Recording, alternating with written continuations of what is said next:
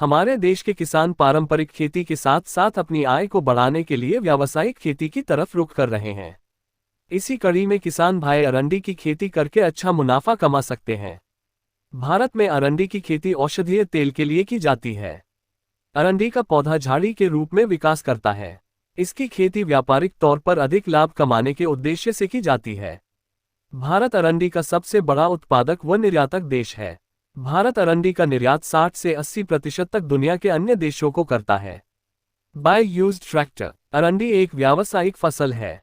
अरंडी की खेती में कम लागत लगती है और अरंडी के तेल का व्यावसायिक महत्व होने के कारण इसे नकदी फसल भी कहा जा सकता है।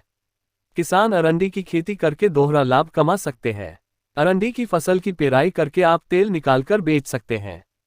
उसके बाद इसकी बची हुई खली को खाद के रूप में बेच सकते हैं। इस तरह से आप अरंडी की खेती करके 2 गुना लाभ प्राप्त कर सकते हैं। किसान भाइयों, आज हम ट्रैक्टर जंक्शन की इस पोस्ट के माध्यम से अरंडी की खेती से जुड़ी सभी जानकारी पर विस्तार से चर्चा करेंगे।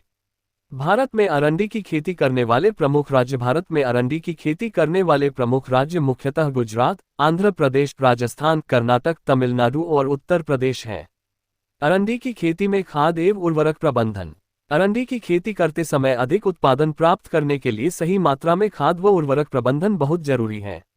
अरंडी का उत्पादन व बीजों में तेल की मात्रा बढ़ाने के लिए बुआई से पहले 20 किलोग्राम सल्फर को 200 से 250 किलोग्राम जिप्सम में मिलाकर प्रति हेक्टेयर की दर से डालना चाहिए। अरंडी की खेती में जहां सिंचाई की पर्याप्त सिंचाई व्यवस्था उपलब्ध है, वहां 80 किलोग्राम नाइट्रोजन और 40 किलो फास्फोरस प्रति हेक्टेयर का इस्तेमाल करना चाहिए तथा जहां सिंचाई की पर्याप्त सिंचाई व्यवस्था उपलब्ध नहीं है, वहां 40 किलोग्राम नाइट्रोजन और 20 किलोग्राम फास्फोरस का इस्तेमाल किया जाना चाहिए। इसमें से खेत की तैयारी करते समय आधा नाइट्रोजन और फास्फोरस को प्रति हेक्टेयर की दर से डालना चाहिए।